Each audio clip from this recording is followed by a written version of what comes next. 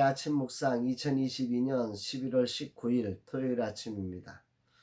오늘은 이사야 65장 17절로 25절 말씀을 통해서 새 하늘과 새 땅 이런 제목으로 말씀 묵상의 은혜를 나누겠습니다. 이제 한 주간을 보내고 추수감사주의를 준비하는 날입니다. 한 해의 감사거리를 모아서 어제 저녁 아내와 함께 나눠보니 셀 수 없이 많은 감사거리가 있었습니다. 특히 어제는 칠순을 맞은 남편과 함께 잔치를 열거나 여행을 떠나거나 해야 하는데 그 비용을 가지고 영적 여행을 떠나겠다고 하시며 두 분의 마음을 모아 스코넵에 동참하는 은혜를 주셔서 감사하다고 귀한 후원금을 보내주셨습니다. 얼마나 감동했는지 스코넵 담당자와 함께 모두가 그 편지를 나눠보며 함께 하나님의 마음을 뜨겁게 느꼈고 힘을 내었습니다. 이런 놀라운 감동과 감사가 한 해 동안 끊이지 않고 이어지고 있음에 진실로 감사를 주님께 올려드립니다. 인생의 삶이 어찌 이런 좋은 일만 있겠습니까? 한 해 동안 힘든 것을 모아보면 그것도 산더미처럼 많을 것입니다. 그럼에도 왜 추수감사주의를 드리는 것일까? 수고와 희생과 아픔이 만들어내는 보람과 영광이 반드시 있는 천국을 보게 하는 것은 아닐까 생각해 봅니다. 세상은 영광이 땀에 의해 이루어집니다. 죄로 인해 타락한 세상은 심지어 땀을 흘렸건만 그 땀이 피가 되어 흐를 뿐 아무것도 없는 빈 바구니를 들고 나오는 순간도 있는 것입니다. 그러기에 그렇게 감사의 바구니를 가지고 빈 바구니를 채워주는 하늘나라를 만들라고 절기를 허락하신 것은 아닐까 생각해 봅니다. 오늘 주님은 어떤 말씀을 주실까? 본문은 새 하늘과 새 땅을 창조하실 것을 주님은 말씀하고 계십니다. 17절 보라 내가 새 하늘과 새 땅을 창조하나니 이전 것은 기억되거나 마음에 생각나지 아니할 것이라. 하나님의 백성들은 이 땅에서 성공을 추구하는 백성이 아닙니다. 이 땅의 성공이 진정한 성공이 아니라 하나님 나라를 추구하는 백성이라는 거죠. 하나님이 통치하신 하나님 나라를 창조하실 걸 믿고 그 나라를 향해 나아가는 백성이 하나님의 백성이라 생각됩니다. 추수감사는 성공축제가 아닙니다. 추수가 많은 사람은 기뻐하고 추수가 적은 사람은 슬퍼하는 것이 추수감사절의 목적이 되어서는 안 됩니다. 이 절기는 하나님의 나라를 보게 하는 절기며 하나님 나라의 통치를 보여주어야 할 절기라 생각됩니다. 새하늘과 새 땅의 특징은 이전 것은 기억되거나 마음에 생각나지 아니함입니다. 그리고 이어지는 구절로 연결하면 기쁨과 즐거움이지요. 18절 19절 너희는 내가 창조하는 것으로 말미암아 영원히 기뻐하며 즐거워할지니라. 보라 내가 예루살렘을 즐거운 성으로 창조하며 그 백성을 기쁨으로 삼고 내가 예루살렘을 즐거워하며 나의 백성을 기뻐하리니 우는 소리와 부르짖는 소리가 그 가운데에서 다시는 들리지 아니할 것이며.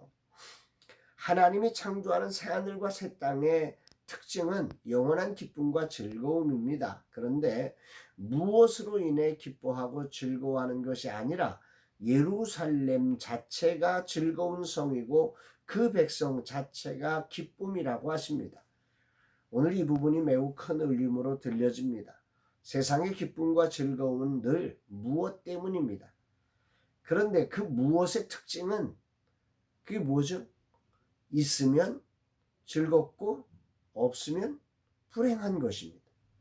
있으면 불행하고 없으면 즐거운 것입니다. 슬픔을 주기도 하지만 기쁨을 주기도 하는 그 무엇에 의해서 결정되었을 때는 영원하지 않다는 거죠. 그런데 하나님이 세우시는 새하늘과 새 땅은 그렇지 않다는 것입니다. 예루살렘 자체가 즐거운 성이고 그 백성 자체가 기쁨이 되어지는 곳이라는 말입니다. 이게 근본적인 사고의 전환을 우리가 생각해 봐야 합니다.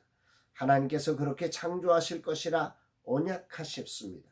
때문에 그들의 수고가 이제는 헛되지 않고 재난을 당하지 않을 것이라고 말씀하는 거죠. 23절 그들의 수고가 헛되지 않겠고 그들이 생산한 것이 재난을 당하지 아니하리니 그들은 여호와의 복된 자의 자손이요 그들의 후손도 그들과 같을 것임이니라. 아멘입니다. 할렐루야입니다.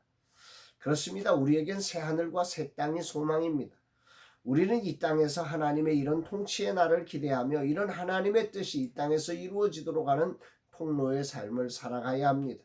그러나 그것이 하나님을 앞서려는 바벨탑이 되지 않는 겸손을 가져야 합니다. 오직 하나님의 통치 앞에 자신을 내려놓는 겸손이 있을 때 그것은 하나님이 통치하시는 새하늘과 새 땅의 영광을 맛보게 되는 것입니다. 그들은 영원한 새하늘과 새 땅의 주인공으로 서는 것입니다. 새하늘과 새 땅의 그림을 이사야는 유명한 사파로 보여줍니다. 25절 이리와 어린 양이 함께 먹으며 사자가 소처럼 칩을 먹을 것이며 뱀은 흙을 양식으로 삼을 것이니 나의 성산에는 해함도 없겠고 상함도 없으리라. 여호와의 말씀이니라. 새하늘과 새 땅에는 상함과 해함이 없는 그 어떤 것이든 그것이 기쁨이고 그것이 즐거움이 되는 그런 새하늘과 새 땅이 될 거라는 거지요. 이리와 양이 이리와 양은 늘 먹어야 하고 잡혀야 하는 그 안타까운 관계 아닙니까? 사자와 소, 그리고 뱀 이런 것들로는 상함과 해함이 연속되어야만 하는 관계입니다. 그러나 이 모든 것들의 새하늘과 새 땅은 이런 관계 설정 자체가 달라지는 땅이라는 개념입니다. 금년은 이자가 치솟아 많은 분이 힘들어합니다. 라마나윳도 우리 집도 이자가 2배가 되었습니다. 후원자들 중 어떤 분은 이자가 엄청나게 불어서 감당하기 힘겨워하는 분도 계십니다. 분명 올해도 많은 수확을 거둔 이도 있을 것이며 또 엄청난 고통과 아픔에 허덕이는 분도 있을 것입니다. 추수감사주일은 있으면 감사하고 없으면 불평하는 시간이 아니라 이 땅의 한계를 넘어 새하늘과 새 땅을 창조하며 상함도 해함도 없도록 하시며 우리로 기쁨과 즐거움이 되게 하시는 하나님의 구원을 보게 하는 절기입니다. 오늘도 우리를 예수 그리스도 안에서 즐거움의 성이 되게 하시고 기쁨의 백성이 되게 하신 하나님을 찬양합니다. 무엇 때문에가 아니라 이미도 우리를 즐거움의 성 기쁨의 백성이 되게 하신 은혜가 있기에 우리가 부르기도 전에 응답하시며 말을 마치기도 전에 들으시는 우리의 구원자이시며 주인이신 주님이 계시기에 즐거움으로 주님을 찬양하게 됩니다. 할렐루야입니다. 주님 감사드립니다. 거룩한 주일을 준비하며 나를 즐거움의 성으로 기쁨의 백성으로 삼아주신 은혜의 감사와 찬양과 영광을 올려드립니다. 아울러 이 기쁨과 즐거움을 누리지 못하며 무엇으로 기뻐하다가 무엇으로 슬퍼하는 이들에게 이 복된 은혜를 나누며 저들의 슬픔을 어루만질 수 있는 절기가 되게 하여 주옵소서. 고백하게 됩니다. 사랑하는 여러분, 여러분들의 삶에는 어쩔 수 없이 기쁨도 있고 즐거움이 있는, 그래서 새하늘과 새 땅이 필요한 존재임을 기억하시고 우리로 새하늘과 새 땅이 되게 하시기 위해서, 우리로 영원한 하나님의 천국을 경험케 하시기 위해서, 우리를 위해서 그 아들 독생자 예수 그리스도를 보내주신 하나님의 사랑을 기억하면서 우리의 삶을 이 추수감사주일에 정말 기쁨으로 그 영광의 예배를 올려드리는 모두가 되시기를 주의 이름으로 축복합니다. 사랑합니다.